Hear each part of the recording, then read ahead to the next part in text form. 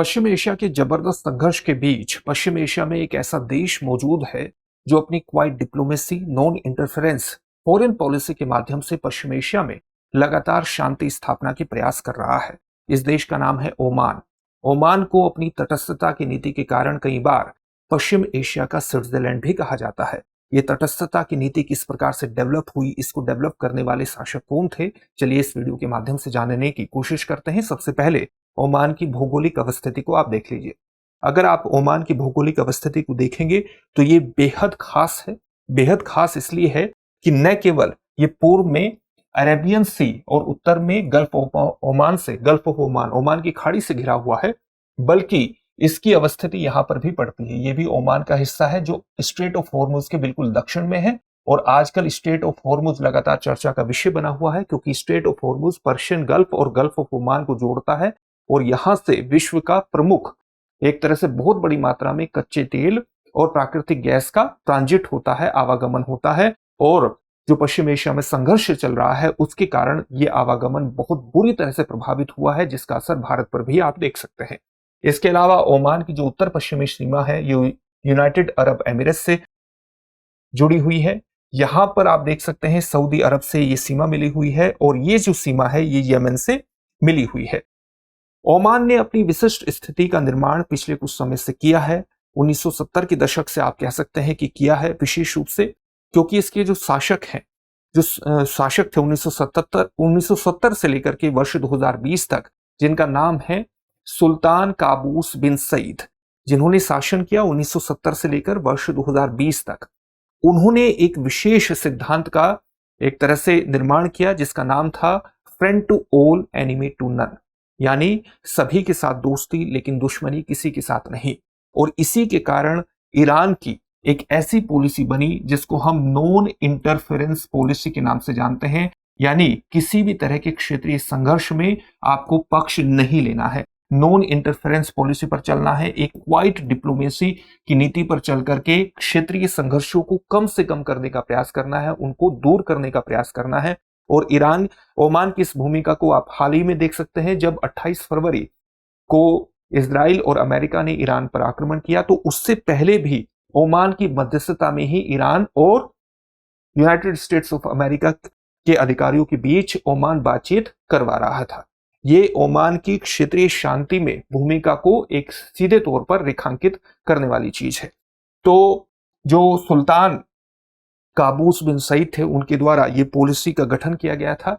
हालांकि जो ओमान की मध्यस्थता है ये स्विट्जरलैंड की ओमान की जो तटस्थता है ये स्विट्जरलैंड की तटस्थता से भिन्न है। जैसे स्विट्जरलैंड की जो तटस्थता की नीति है वो अंतर्राष्ट्रीय स्तर पर मान्यता प्राप्त है, कानूनी रूप से मान्यता प्राप्त है, क्योंकि उसकी तटस्थता की नीति निर्धारित होती है 1815 के वियना कांग्रेस से। तो वियना कांग्रेस से ये तटस्थता की नीति निर्धारित होती है जिसे अंतर्राष्ट्रीय स्तर पर मान्यता प्राप्त है। और 1907 का जो हेग कन्वेंशन है उसके तहत तटस्थ राष्ट्रों के अधिकार और कर्तव्य कानूनी रूप से परिभाषित किए गए हैं। जबकि ओमान की जो तटस्थता की नीति है ये वस्तुतः एक रणनीतिक चॉइस है, रणनीतिक चयन है। तो इसको आप रणनीतिक चयन के रूप में परिभाषित कर सकते हैं, यहां अंतर्राष्ट्रीय स्तर पर मान्यता प्राप्त चीज के रूप में परिभाषित कर सकते हैं। और ये रणनीतिक चयन का आधार क्या है?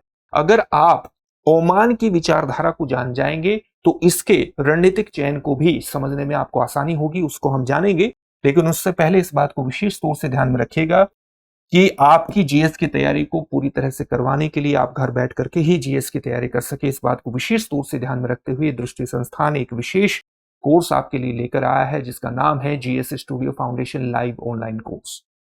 ये मात्र 34,999 में आपकी जीएस की तैयारी को मात्र 14 महीने में पूरा करा देगा। और इसकी सबसे खास बातों में ये शामिल है कि इसको करने के बाद जब आप दृष्टि संस्थान की किसी शाखा में जाएंगे और वहां ऑफलाइन बैच में एडमिशन लेंगे तो ये सारी फीस वहां पर एडजस्ट होगी, यानी एक तरह से ये कोर्स आपको फ्री में पड़ जाएगा। इतना ही नहीं, इस फीस पर भी आप मैक्सिमम डिस्काउंट हासिल कर सकते हैं अगर आप इस कोर्स से जुड़ने के दौरान मनीष कोड का इस्तेमाल करते हैं, तो यहां पर आपको मैक्सिमम डिस्काउंट प्राप्त हो जाएगा। इस कोर्स में आपको 2 वर्षों की करंट अफेयर्स की क्लासेस का एक्सेस मिलेगा, जो पढ़ाया जाएगा उसकी पीडीएफ फाइल मिलेगी, नोट्स बनाने में कोई दिक्कत नहीं होगी। 10 कलर्ड प्रिंटेड बुकलेट्स होंगी जो जीएस के अलग अलग विषयों को कवर करेंगी। आप अपनी तैयारी का मूल्यांकन कर सके, इसके लिए प्रीलिम्स और मेंस के 18 टेस्ट भी उपलब्ध होंगे। यानी अपने आप में कंप्लीट पैकेज है, तो अभी एडमिशन लीजिए, क्योंकि इसके बैच आपको हिंदी, इंग्लिश और इंग्लिश तीनों में ही मिलेंगे। तो ये बैचेस हाल ही में स्टार्ट हुए हैं, इनमें आप एडमिशन अभी ले सकते हैं। इंग्लिश के बैच में हिंदी और इंग्लिश दोनों में चीजें समझाई जाएंगी, नोट्स उपलब्ध होंगे इंग्लिश में। तो एडमिशन लेने के लिए अभी डिस्क्रिप्शन में दिए गए लिंक पर जाइए, लिंक पर क्लिक कीजिए, वहां से किसी भी बैच में आप एडमिशन ले सकते हैं, या दृष्टि लर्निंग ऐप को डाउनलोड कर लीजिए, वहां से भी एडमिशन हो जाएगा। इस फीस को आप ईएमआई पर भी जमा करा सकते हैं। किसी भी प्रकार का डाउट हो तो 8750187501 पर कॉल कर लीजिएगा। चलिए अब जानते हैं कि ओमान की जो तटस्थता की नीति है, वस्तुतः उसका आधार क्या है। अगर आप उसका आधार देखेंगे तो वो ओमान की विचारधारा में आपको देखने को मिल सकता है। आपने सामान्य रूप से इस्लाम की शिया और सुन्नी शाखा के बारे में तो निश्चित रूप से सुना होगा, लेकिन आपने इबादी इस्लाम के बारे में बहुत कम सुना होगा। इबादी इस्लाम का प्रभाव ही मुख्यतः आप इबादी इस्लाम का प्रभाव ही आप ओमान पर मुख्य रूप से देखेंगे। और जो इबादी इस्लाम है, ये वस्तुतः सहिष्णुता यानी टॉलरेंस पर को मुख्य रूप से बल देता है, टॉलरेंस पर, साथ ही सह अस्तित्व पर बल देता है, सह अस्तित्व पर भी ये बल देता है, मध्यम मार्ग पर यह बल देता है। और इसी का प्रभाव ईरान की शासन व्यवस्था पर आप देखेंगे, इसका प्रभाव ईरान की सामाजिक संरचना के अंतर्गत भी आप देखेंगे। वर्ष 2026 के शुरुआत के अनुसार एक अनुमान यह है कि ओमान की जो जनसंख्या है वो 55-56 लाख के आसपास है, और इसमें से जो 24 लाख जनसंख्या है वो प्रवासियों की है, जिसमें बहुत बड़ी संख्या भारतीयों की है, पाकिस्तानियों की है और बांग्लादेशियों की है। और ये मुख्य कार्यबल का निर्माण करता है, जो ईरान की सहिष्णुता और सहअस्तित्व की विचारधारा को प्रकट करने वाला एक महत्वपूर्ण एक तथ्य भी माना जाता है। इसके अलावा अगर आप ओमान को एक ऐसा राष्ट्र भी माना जाता है जो वस्तुतः अरब राष्ट्रों में सबसे पहला स्वतंत्र राष्ट्र है। किस प्रकार से सबसे पहला स्वतंत्र राष्ट्र है? जैसे 16वीं-17वीं शताब्दी में यहां आंशिक रूप से 16वीं-17वीं शताब्दी में आंशिक रूप से पुर्तगालियों का शासन रहा। उसके बाद 18वीं-19वीं शताब्दी में एक बहुत बड़ा साम्राज्य आप देखेंगे ओमान का, जो साम्राज्य ईरान पाकिस्तान तक फैला हुआ था, इधर पूर्वी अफ्रीका में जंजीबार तक फैला हुआ था, इतना बड़ा शासन इसका था। फिर 1891 से लेकर के और 1970-71 तक आप देखेंगे ये ब्रिटेन का एक प्रोटेक्टोरेट स्टेट रहा, एक संरक्षित राज्य रहा। लेकिन मुख्यतः इसने अपनी स्वतंत्रता को बनाए रखने का हमेशा से ही प्रयास किया है। और उसके बाद 1970 में आप 1962 से लेकर के यहां पर आपको एक विद्रोह रेबेलियन भी देखने को मिलेगा। 1962 से लेकर के 1900 आप कह सकते हैं कि करीबन 1976 तक वो चला, जिसको हम दोफर रिबेलियन कहते हैं, जो यहाँ का एक प्रोविंस था। और ये क्षेत्रीय स्तर पर, लोकल स्तर पर शुरू हुआ। धीरे धीरे इसने मार्क्सिस्ट रूप भी ग्रहण किया, जिसे सोशलिस्ट राज्यों का समर्थन मिला, साउथ यमन का इसे समर्थन मिला। लेकिन इसे दबाने में ईरान के जो शाह रजा पहलवी थे, उनके शासन ने ओमान की मदद की थी। यानी ओमान के जो ईरान के साथ संबंध रहे हैं वो एक पड़ोसी राज्य के रूप में संबंध अच्छे रहे हैं। और ईरान के शासक ने दोफर विद्रोह को दबाने में भी मदद की थी, एक बेहतर संबंध रहे हैं। लेकिन ओमान ने लगातार अपनी तटस्थता की नीति को बनाए रखा है।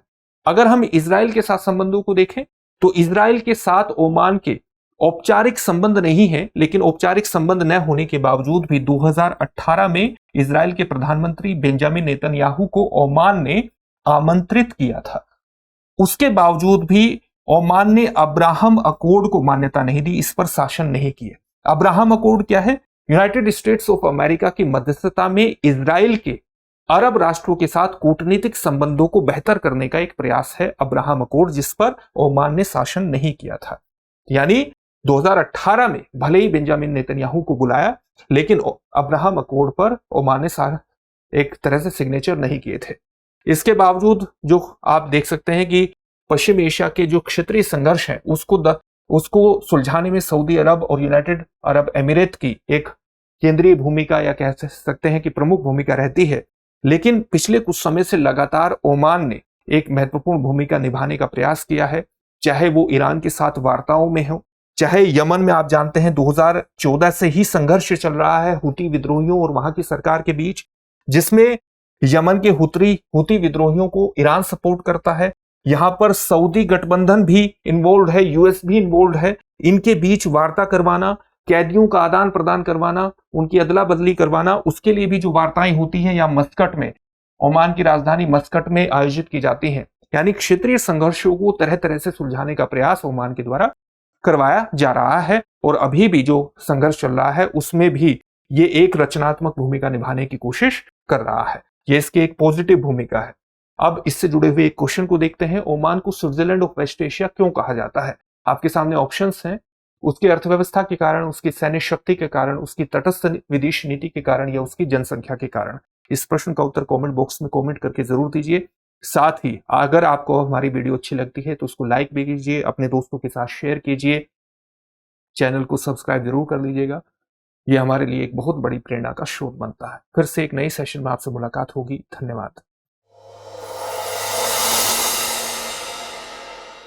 अब एग्जाम की तैयारी को और बेहतर करने के लिए हमारे चैनल को लाइक, शेयर और सब्सक्राइब करना ना भूलें।